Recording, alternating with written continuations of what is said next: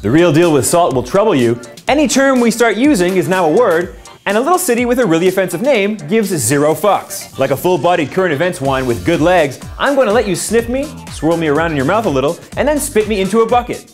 Fine news reserve.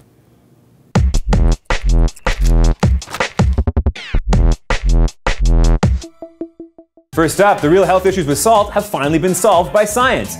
And by finally solved, we mean completely remystified. So it's a great day for, wait, what? So here's the gist. A new study that tracked 100,000 people from 17 countries over a 3-year time period was cited in the Wall Street Journal, questionable news source, and offered this about dietary salt. Those who consumed fewer than 3,000 milligrams of sodium a day had a 27% higher risk of death or serious events such as a heart attack or stroke over the period of the study than those whose intake was estimated at 3,000 to 6,000 milligrams. Long story short, too little salt is bad for you. Too little, like, can kill you bad for you. Wow, that is news. Thank Optimus Prime. Love me that salt, right? Oh no, but wait, because this. The website Science Daily, who publishes legitimate scientific news daily, said this about the very same study. More than 1.6 million cardiovascular-related deaths per year can be attributed to sodium consumption above the World Health Organization's recommendation of 2,000 milligrams a day. So either get far less than 2,000 milligrams of sodium a day, or make sure you get 3 times that, and Bob's your uncle. And by Bob's your uncle, I mean the Grim Reaper is coming for you early, no matter what you do. We can thank Gawker for highlighting the shortcomings of science with this salt story and bumming us the hell out. Shortcomings. Bumming. So basically, science is helpful because it proves a bunch of stuff, and it also proves absolutely nothing. I mean, it doesn't even, I can't, you know what? F it. I'm just gonna go back to doing whatever I want and praying. That's it, we're done. I can't, it doesn't matter.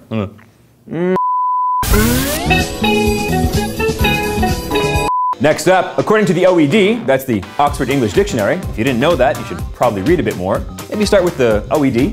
No judgy, but a little bit of judgy. Yes, the OED has now confirmed that any grouping of sounds or acronym we use a whole bunch will become an actual word. Earlier this year, the word literally was updated to also mean figuratively. Example, I literally just died of embarrassment. Well, no you didn't, but I sure wish you had. Can't wait for supposedly, irregardless, and axing someone a question to join the ranks of the kings. The OED has now also added words like YOLO, amazeballs, binge watch, hate watch, and douchebaggery in their latest edition, along with a bunch of other millennial-friendly terms. Bound to happen, I suppose. Still, none are as bad as literally, meaning figuratively, because people are just mentally lazy now. You know what? Here's a word for you. I'll make one up right now. I already put one in the Urban Dictionary for you. It's a new one. It's a furka. Here it is. A magnificent, awe-inspiring beard so full that the lower face, including the face hole and spaz flaps of its owner, cannot be seen. Grown out of strict adherence to hirsute hipster ideology, furka. Derived from fur and burqa, often considered derogatory to dirty fucking hipster hobos with artisanal burger juice and Pabst Blue Ribbon in their face fur. So there. On a personal note, I for one am completely outraged by the term furka and will do everything in my power to halt its use. What? No, I know I'm the one who came up with the term, Todd. I know that. But you know what? This will not stand. Oh, this will not stand. Not on my watch. Not while there's air in these lungs. That's for goddamn sure. Oh, nice. Someone brought bagels. Last up, a little hamlet in France has a next-level offensive name, and they don't care.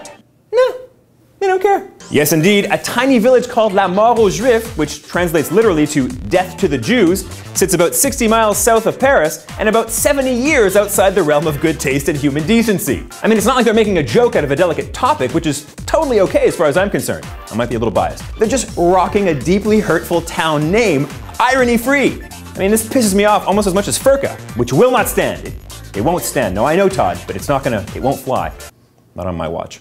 Seeing as France was liberated by Nazism and the pro-Nazi Vichy regime, Jewish human rights groups and anyone with full use of a human head is a little shocked that an update hasn't been considered. Marie-Elisabeth Secretan, the region's deputy mayor, balked at a name change and asked, why change a name that goes back to the Middle Ages or even further? I don't know, Marie. Maybe because your city is called Death to the Jews? Names can change. And there's a reason you don't need a lot of Adolfs anymore, lady. And that reason, of course, is Adolf Johnson, the wife-beating minor leaguer who led a strong puppy-eating campaign in the 30s. In related news, other cities under fire this week are Down Syndrome Meat Grinder Hollow, outside London, Spit in a Mexican's Mouth, near Salt Lake City, Utah, and Raped, Michigan. Gotta get those names changed, guys. Come on, it's not cool. Okay, that's it for the dispatch. Remember to share this video immediately, if not sooner. I'm Mark, and body tattoos are totally mainstream now. So if you really want to be subversive, I suggest you get a nice face tattoo of your favorite food, a prosthetic limb made of precious metal, or scurvy, or polio, or rickets. Any one of those. No one has those anymore. At least nowhere that it's fun to live. Huh, these are nice. Here. I miss Chloe, but Mark is great. I never met Chloe. I'm sure she's lovely. I'm sure I'd miss her too. Thank you for that. I have a man crush on Mark, open parentheses, no homo, the beard gets me every time. If you say man crush, you don't have to put in no homo, it's okay. And even if you want to put homo, that's fine. No one has a problem with homo here. I wonder how long it took him to grow that furry beast. Well, it constantly grows and I'm constantly trimming it, so I don't really have an answer anymore. I have no idea how long it takes to grow. We'd have to measure it at the time. Today's story was super interesting and Mark was on point. Props for rocking the denim. Well, I do enjoy a nice jean ensemble from time to time.